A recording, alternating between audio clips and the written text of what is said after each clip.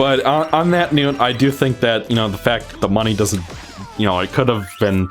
If you're surrounded by monsters, pull out a mad move and knock them out with one blow. When you're holding the monster up in the air, rotate the control stick to do a wild swing ding. And if you jump and press the R button while holding a foe, you'll do a pile driver. It's earth-shaking. Okay. Now, I remember when I first rented this game, when I was like, I probably would have been like 7 or 8, that I couldn't figure out how to do either of these moves for some reason. I had to ask my mom to look it up on the internet. Well, because I couldn't look it up on the internet myself for some reason. The wild swing ding is a spinning move, and the pile driver is a ground pound move. Master the final points of these two mad moves to get through the stages. Use your head, Wario. So, for example, right here, we have this, and I hate it when they want you to do it like clockwise. Oh yeah, because I had to like take my right hand and spin it on the control stick because I just can't do that. Yes, that's literally what I just did. It's so awkward. Yeah, it's like all of them should have been counterclockwise, if you ask me, but because it's much easier to turn the stick counterclockwise. I could not figure out you were supposed to do that to open those gates until literally the end of the level. So I had to go back from the very end and go all the way through it again just to get these few rooms that I missed. Get used to that, by the way. Wario falling to his doom. Okay, I guess I'll take the long way around. You win, game. No fun allowed. You're less patient than I am. Or I guess less bum rushing. I think if you've learned anything from Zebros, it's that I'm not one for bum rushery.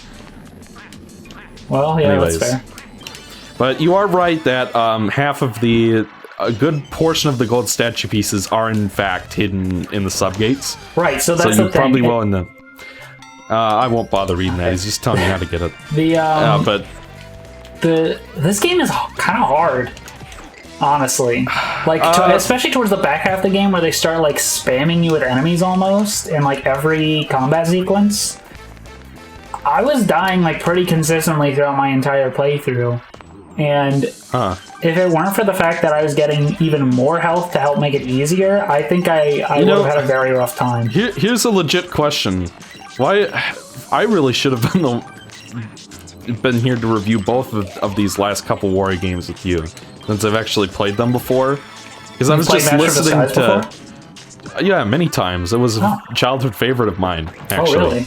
Along with this. So it was like listening to you guys review that and complain about the mini games, and especially Haydox. It's just like... I mean, it's not like you guys were wrong about a lot of things or anything. They don't ruin the game, just but they more suck like... ass. I actually got a comment on that video about how they appreciated my review because most reviews just focus on the mini games and say the game sucks ass, and that's it. Whereas our review I appreciated more that you guys. I appreciated that you guys. For lack of a better word, appreciated the writing and stuff. Oh yeah, the story is that's the thing with Master of Disguise, especially like compared to this game. Having just played Master of Disguise before this, I feel like Master of Disguise is, like, for me, the better game. Maybe not the better game, but my favorite of the two. Because I feel like that game had a lot for me to, like, love about it. In the long 10 months between the Shake It review and that review, I had a lot of time to reflect on it. And I found myself growing really attached to a lot of concepts in the game, especially in terms of its writing and its world. Yeah. So, yeah. Yeah, like, what, man, I'm not gonna... Master of Disguise definitely has the better story, if you ask me, because this game... Oh, yeah, this game doesn't even have a story. Yeah, the story is about as basic as it gets. Like, it's only a step removed from rescuing a princess, really. Like, I think Wario Land 1 might have a more interesting story, and that was relegated to the fucking manual. Yeah, I was gonna say, I don't even know what the fucking story in that game is. It's, Wario... Just that Wario's looking for treasure, I guess? I don't remember. Not quite. It's because it's a sequel to Mario Land 2, so at the ending of Mario Land 2, Mario takes back his castle. So Wario's like, fuck you, Mario, I'll get my own castle. I'm gonna go get my own castle with so what he blackjack and hookers. Well, maybe not blackjack. Screw the whole thing. He goes to steal the statue of Princess Toadstool, as she was known at the time, and then he was going to use that to blackmail Mario and Peach into giving him money so that he could buy his own castle, which I think is just really funny. It's like a small thing, but it's a cute little thing. It's a shame it was relegated to the manual. Compare that to like Wario Land 2, which actually has like a pretty interesting set of cutscenes and like a villain and all that stuff. It's cool. Oh, good thing I did fall in there because I got that. No, do I go all the way around, or I guess I'll go this way? But yeah, I mean, it's just like I'm not gonna tell you that the story in this game is better, but I personally, as much as I enjoy Master of Disguise still, personally I think this game's more fun to play. I can see that. It's more replayable.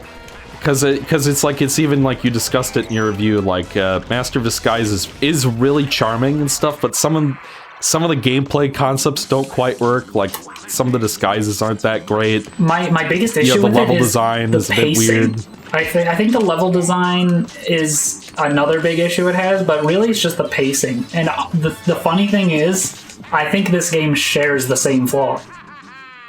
I'm not sure if I agree with that personally. I had a similarly at least in terms of like when I was 100%ing this game. It's a different story from Master of Disguise, because at that point I was playing levels for an hour at a time, not even trying to get everything.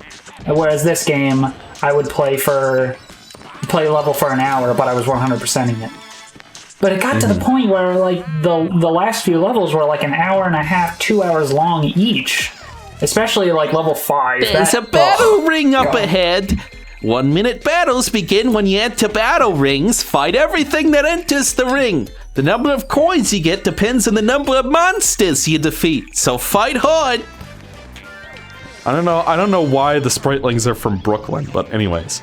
They are. We're gonna go Brooklyn. I don't know. I still like Brooklyn. What is it? The Inspector Gadget voice more. I'm here with my good friend RB.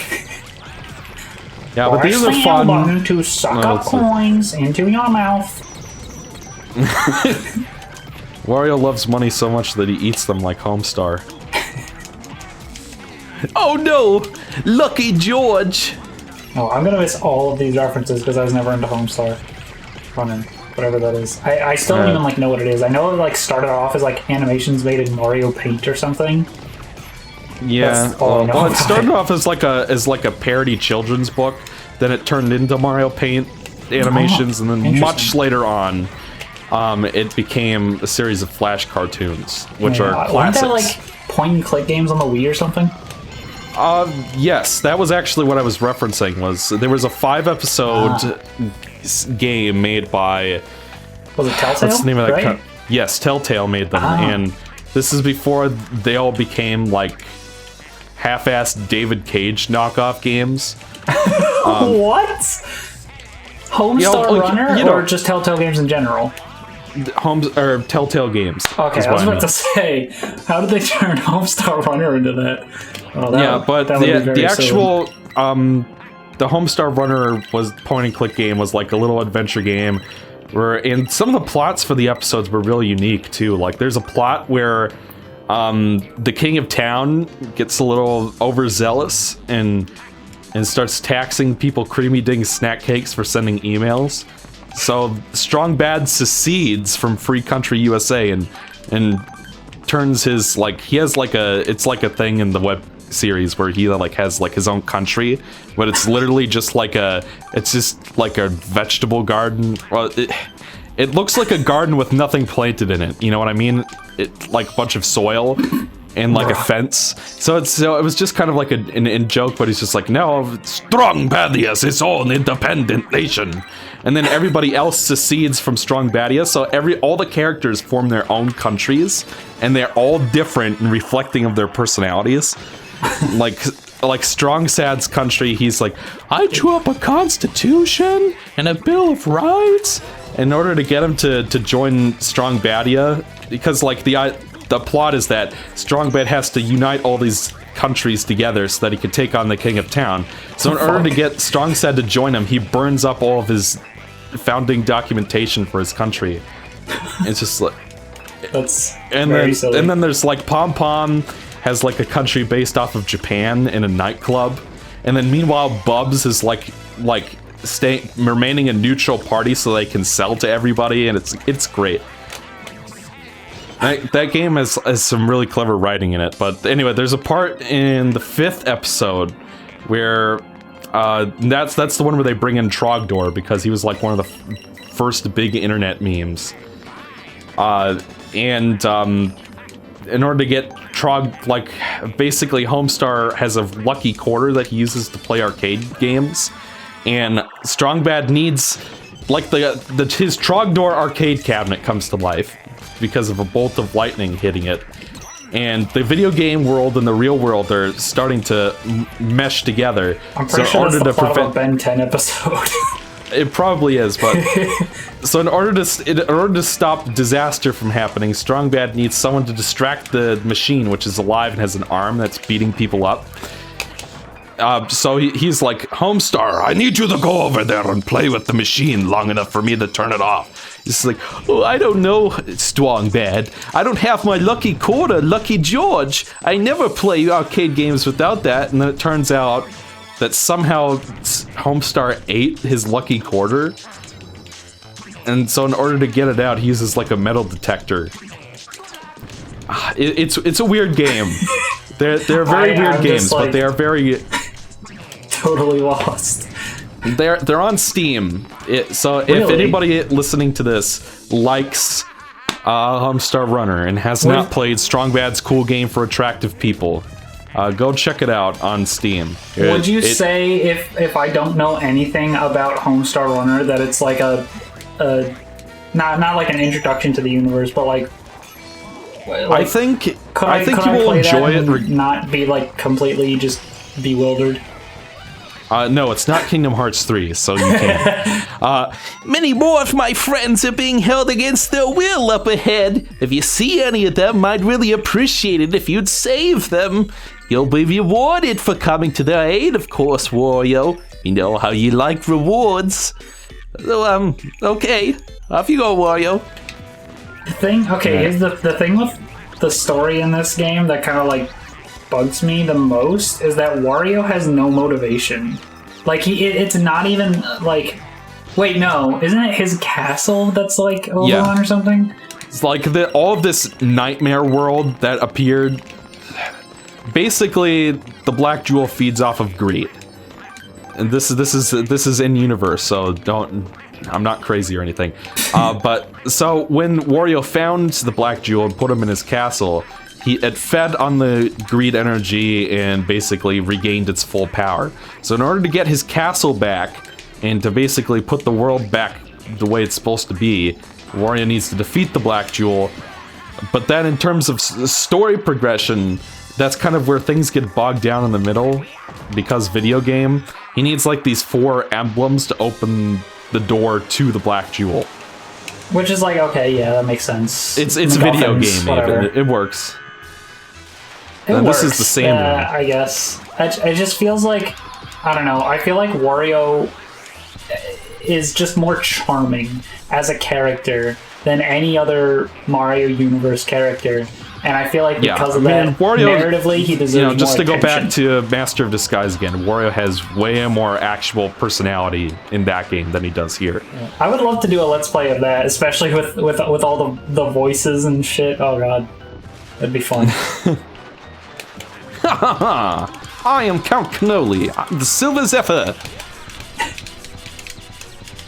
I always imagined him with more of like a brown bricks. Maybe I imagined everyone like that. My name Jeff. Actually, Cam Clark would be a good Count Cannoli. That's Liquid Snake, by the way. Ah. I can see it. Well, I don't know. I feel like the voice you did first was like pretty spot on. That's about the kind of voice I had in my head playing through the game. That's the thing, like, I could imagine, like, voices in my head reading out the lines as I was, like, reading the dialogue in the game, and I feel like that is a mark of a story that leaves a good impression and is, like, engaging. When I, like, when it, even, like, static cutscenes of text boxes feel, like, more alive than they really are, you know? Yeah. Alright, we're finally done with World 1! We did it, guys. That's we the levels. thing, is that this game is pretty short. I mean, like, maybe it didn't seem to you like that to you during your first playthrough because you... I mean, honestly, it was like, what, 6 hours? That's about as long as most of the other games I've played in the marathon. They're all around like 6 to 10. I guess what I mean is that, you hours. know, even Wario Land 1 had like a good, like, 30-so levels in it. 30-something levels with, like, optional treasures, a bunch of different endings based on, like, how many coins you get. Yeah. Yeah.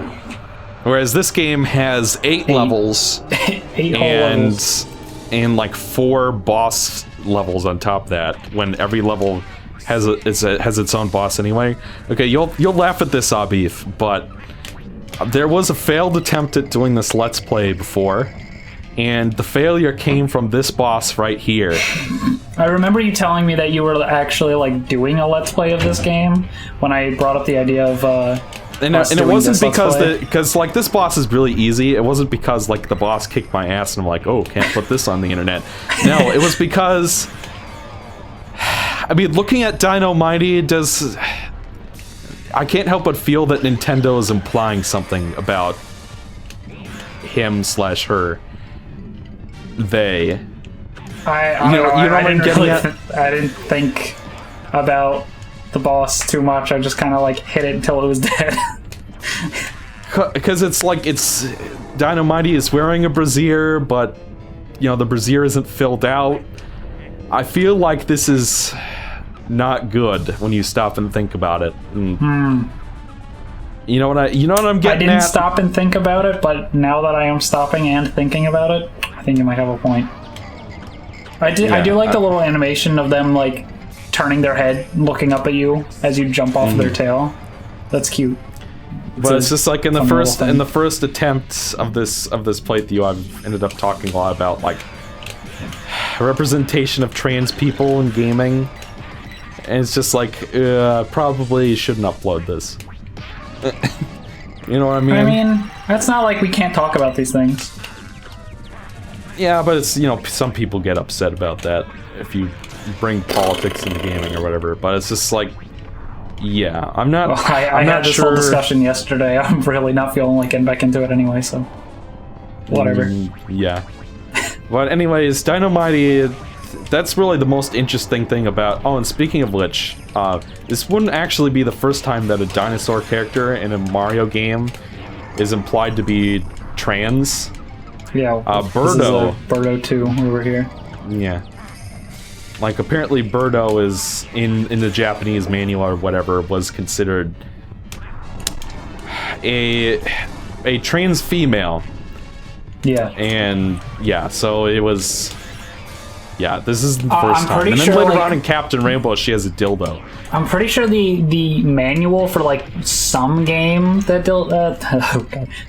Birdo appears in says, like, directly says he prefers to be called she. I'm just like, yeah. Things like that don't really age very well. I mean, yeah, it's 80s/90s Japan, you know. And it's you want to know what's really weird about that is that they keep bringing Birdo back for the new Paper Mario games, and all she really does. Birdo's in the Paper Mario games? I haven't played any Paper Mario games, so I don't know. In Sticker Star and Color Splash, she shows up in both games. She just sort of appears out of nowhere, and she's like, her character in those games is, you know, it's very threadbare. But when she appears, it's sort of like when you're watching an old film noir, and the detective goes to a shady bar, and there's like, you know, like an attractive young lady singing at the club who's like a femme fatale. You know what I mean? That's like the kind of... Yeah, Birdo is in that role, and it's really weird because in Japan she's considered trans. Maybe It's that's just like, the what are they joke. trying to say? I don't get it. Uh, I don't know. Maybe they've retconned her gender identity and later they've she's been just back and forth on it, like throughout the years. Yeah, they're just like constantly flipping back and forth. So it's like at that point, whatever. They're just like just go with whatever.